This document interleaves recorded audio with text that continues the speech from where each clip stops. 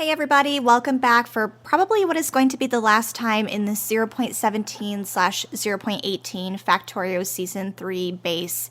Of course, I have spent the last year on this base. You guys have been following me since day one with the first episode, and you guys have seen this really evolve into what it is today. But if you want to see the more official and formal base tour video, you can do so by checking the tab up here to the top right section. But this will be more of a casual video, just kind of sharing my overall thoughts and review of the base like I normally do after every big base is done. So the base really is done. It feels done. There's really not anything else I can think of to improve upon it or modify it apart from maybe some quality of life things. Like I never did get around to building a taxi, which I was intending on having it just kind of incorporated into my personal train stop thing over here, and then having like multiple taxi train stops for personal trains at, I guess, all of the outposts and, every other random place that I could think of. But at this point, like starting that this late in the game, it just kind of seemed like a moot point, when honestly it's just easy enough to call the train to you. So that's something that eventually I would like to do later on in a different playthrough, but it just seemed kind of, like I said, a moot point. But overall, the base is done.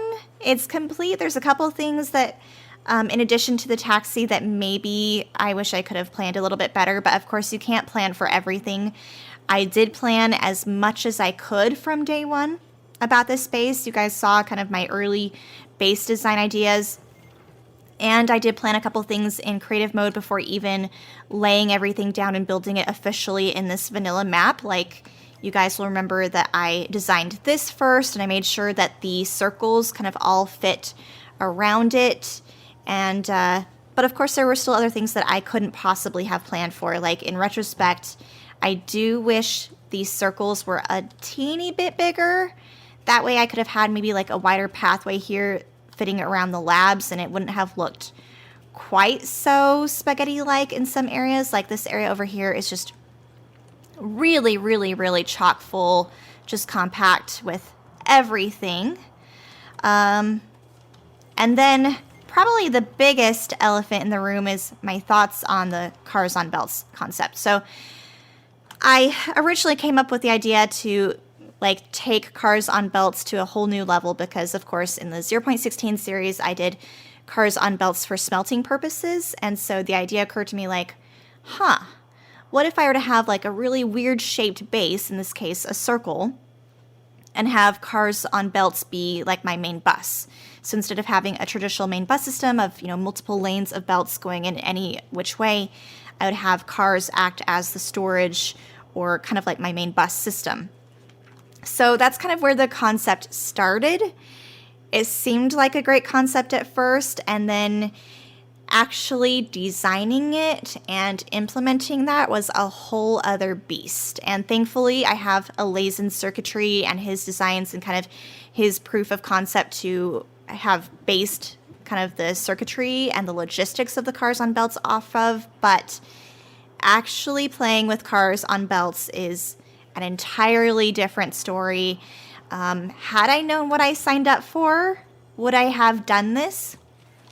I would like to think so, yes, but I mean, I've spent 500 hours on this base, give or take. However, so many of those hours were spent fixing car traffic jams. Whenever I would have a brownout, which did happen, as the base got bigger, and I just didn't plan for my power well enough in advance, I would end up having inserters pulling from the cars anywhere I would have the car filter, and so the cars would lose their filter, so they wouldn't be traveling in the circles correctly. They would get off track. I had to figure out how do I prevent them from getting off track even in a brownout, hence why I ended up with these ugly brick wall things to kind of allow the cars to bounce between, and also the weird belts in some places. It was just really more than I realized I was getting myself into when I kind of thought of the concept. So, in other words, I'm a little bit on the fence about whether I would do this again or whether it's worth it to do a cars on belts concept, even though I do agree it's like a very dense way to move materials from one end from point A to point B, because in this little given bit of space, you can fit far more materials in this 2-tile width car thing than a belt can. Of course, like the belts can only carry 45 items per second on just 1 tile of blue belt. Of course, in about 2 tiles, you're getting this much stuff in its inventory. So I still think that in theory, cars on belts have their purpose. They can provide a lot of dense storage and dense delivery of items, but is it worth it is the question. So you guys can maybe answer that from having seen this base. Whether I would do it again, like I said, is still up in the air. I think for future bases, I'm going to be doing something more traditional with like a more traditional bus system, because if anything, the hassle of dealing with the cars on belts, I've done it enough times now that I don't feel like I need to do it again. I've experienced it. I can maybe be a little less creative and ambitious for my future designs. But let me know what you guys think. I know, like, now that it's all done, it looks awesome. It's really cool. The concept is cool. It's beautiful. Plus, it was really creative. But like I said, cars on belts is really the elephant in the room type of question about whether it's worth it or not. As far as the aesthetics of the base, I am really pleased with myself. I think it turned out really good. Even comparing kind of aesthetically or beauty-wise to some of my other bases that I've done, I was looking at some of the old base tours, and I really think my creativity has evolved over the years and my ability to implement that creativity. Also, my factory designs, I think, has gotten much more sophisticated over the years, which, of course, you would expect as someone gets more experienced now. I think I've got over 3,300 hours in Factorio. So yeah, I am proud of myself for being able to design things better, implement things better. My understanding of the game is, of course, better. And also doing this base and dealing with cars on belts has really improved my understanding of kind of the physics and mechanics of this whole design. So that's a bonus. Things I do wish I could improve on in terms of like my knowledge of the game is definitely going to be like circuitry and combinators. In particular, like with this awesome banner up here, thanks to Deuces, if I had to create this on my own, it would just never get created. This is stuff that is beyond my level of understanding in the game. So that's something that I would try or love to improve upon. But with that said, I am getting better at circuitry and combinators and logistics, and even train station handling. I'm better with logistics of that as well. I was able to get the parking lot working for the most part over here. The cool train stop trick thing that I have over here to prevent getting killed when you spawn in from a rogue train, I thought was pretty cool. Even the concept, granted, I didn't like build the design for the train defensive outpost things like you can see over here. That is thanks to JD. But the concept of having the train get called to the train station when, like for instance, construction bots falls below a certain availability is a pretty smart idea, I think. So overall, I think my understanding of the game is improving and my ability to implement ideas is improving as well. So that's a win-win, I guess. I still have tons to learn, but in terms of kind of what I want to do next, I honestly don't think I could top this. I'm trying to think of any which way I could, but this really will be like the base that is on the pedestal for me. It's certainly been the most challenging base I've ever done, even though the science per minute is not nearly as high as my previous series in 0.16, where I was aiming for 5,000 science per minute. Just the very nature of having the cars on belts and fitting in everything so compactly and making sure everything kind of synergized with the other parts of the base was so challenging. Plus, I was so determined to get like the exact number you guys are seeing on the graph listed here of 1,000 science per minute production and consumption rate.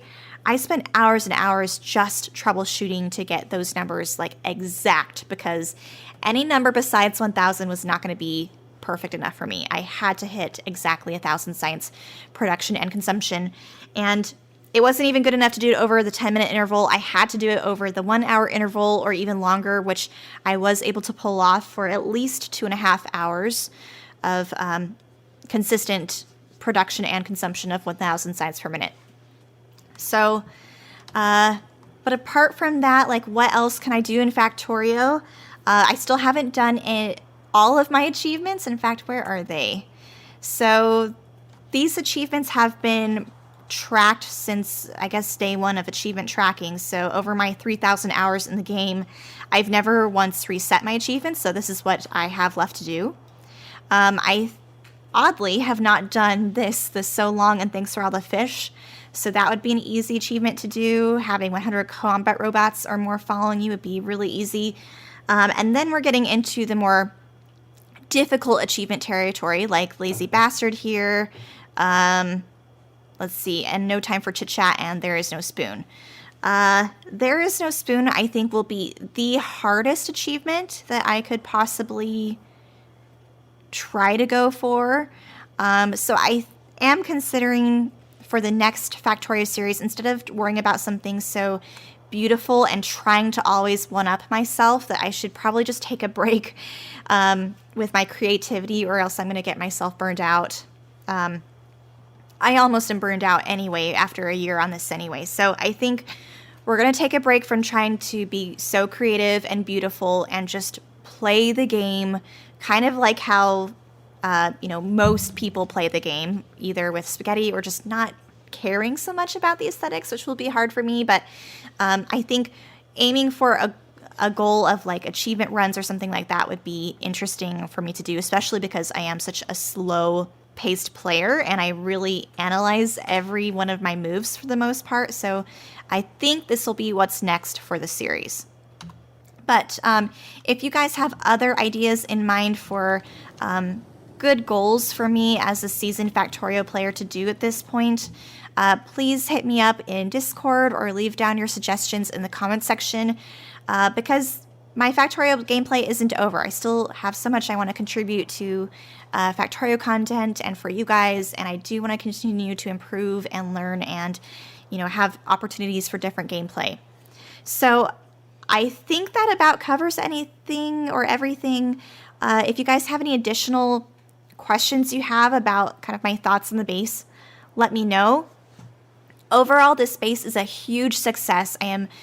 This base is definitely the one I am most proud of in terms of aesthetics, in terms of factory design, as well as my ability to absolutely nail the production rates, both with production and consumption of the 1,000 signs per minute. So everything is just, I nailed it out of the park in terms of my own opinion about it.